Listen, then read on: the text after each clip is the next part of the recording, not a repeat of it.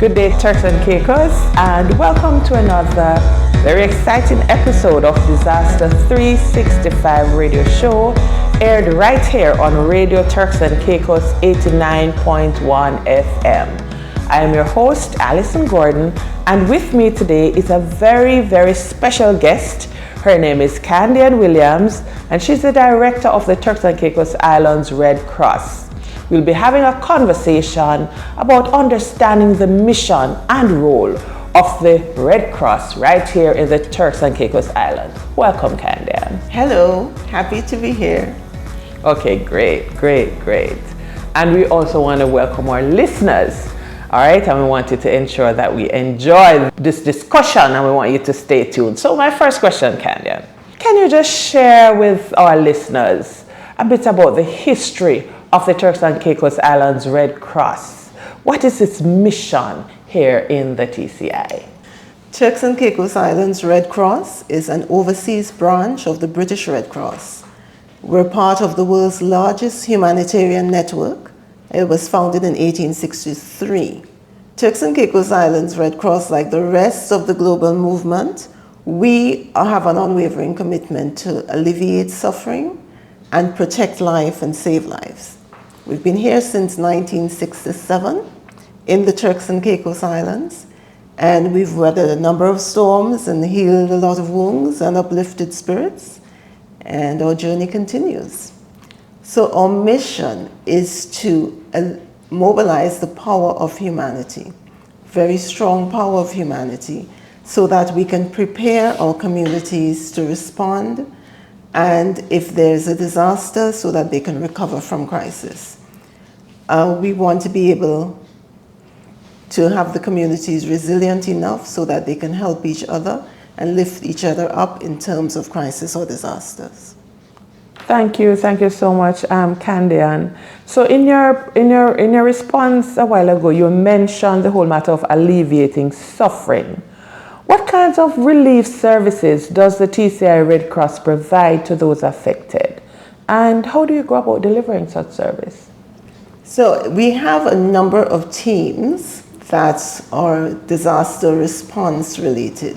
As you know, we're powered by our volunteers. So when a disaster is imminent, we would meet together and our different teams will come into action. We have a preparedness team that will be there delivering sandbags, making sure that our communities are ready for disaster. We have a psychosocial support team that would meet so that they can provide services to our communities. As you know, not all wounds are physical. Our first aid teams will meet together. We have our shelter volunteers. They would also be ready to assist. And then we also have disaster relief teams. Those volunteers are responsible to help distribute, pack whatever relief items there are as we sit on the Welfare and Relief Subcommittee. All right, good, because that last statement really segued into my next question, because the fact is I do know that you sit on the Welfare and Relief Subcommittee, and just could you explain to our listeners, what is this subcommittee, what does it do, and who are some of those persons who provide support, for our listeners who may not be familiar with the Welfare Subcommittee? What role does the Red Cross play when that subcommittee is activated? So the Welfare and Relief Subcommittee is part of the whole National Emergency Operating System. That committee is chaired by the Permanent Secretary of Education. And one of the reasons is because a number of our shelters are schools, and a number of our teachers do also help volunteer. It's led by social services because they play a big role in the assessment after damages. And we at Red Cross are an auxiliary to the authorities, and we also sit on that committee. We have a number of volunteers who help in distribution, and we also help in planning, and we have our supplies, again, that always go into the pool. I just want to stress that when there is a disaster, that everyone pulls together, because the collaboration makes it far more efficient in terms of serving our communities. So we all sit together, pool our resources, plan and strategize as to how best we can help the persons in the Turks and Caicos who are affected by whatever disasters. Thank you. Thank you so much. Listeners, if you're just joining us, you're tuned to Disaster 365, aired on Radio Turks and Caicos 89.1 FM. I'm your host, Alison Gordon, and I'm having a conversation with Candian Williams, and she is the director of the Turks and Caicos Islands Red Cross. So we continue the conversation.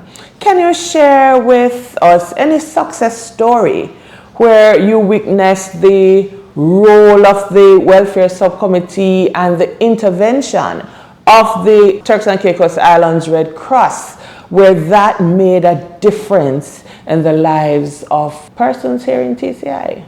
We have responded to a number of disasters.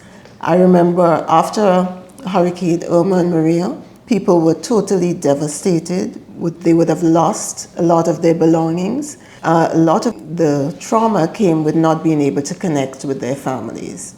So our teams, our psychosocial support teams were there to speak with them. We had persons calling from other islands saying they were not able to contact their families. So our Restoring Family Links, people were able to get messages to the families to help them. I know we could not physically call. We had to go and deliver the messages personally. I remember speaking to someone in Canada, and when I called her, it was probably about 11 by the time we got back and were able to collate all the messages, and she was so grateful just knowing that her relative was okay. We sometimes underestimate the impact these psychosocial traumas may cause some people. All she needed to know was that they're okay. And that's what we do. We care, we're there to help. We distributed a number of essential items.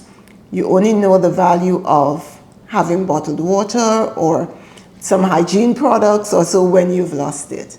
And when we're able to provide that relief, it really does help persons, and it's very gratifying to be able to go out to do that. A number of our volunteers, they would have lost things themselves, but they're selfless and go out and assist. We're able to do that because we collaborate with all of the other agencies under the Welfare and Relief Subcommittee so that we're able to not duplicate our efforts, but able to cover far more ground by working together. And so that is what we're very proud of and we're very happy to do, and we're always there for our community. We are our communities helping each other. Thank you so much, Candian. That's so profound and so true.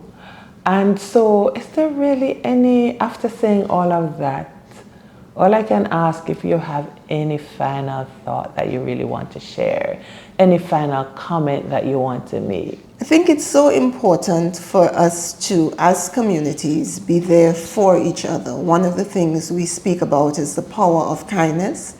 And I spoke earlier about using the power of humanity. We, deep down, always want to be able to assist. And being trained and being able to know how you can help before a disaster hits is always best. Being able to prepare or being able to donate something that may be able to help someone else prepare. Don't turn a blind eye to your neighbors, to your communities, because if we are all prepared and ready, then it will be better for us all moving forward. Thank you so very much. My guest today was Candian Williams, and she is the director of the Turks and Caicos Islands Red Cross. You're tuned to Disaster 365 right here on Radio Turks and Caicos. And I can tell you, Candian, I'm extending an invitation for you to continue with a part 2, because we certainly have been having a very interesting discussion, and I'm sure we have much more to talk about. So thank you. I'll be delighted to come back. Until next time, take care, stay safe, and we'll see you next week.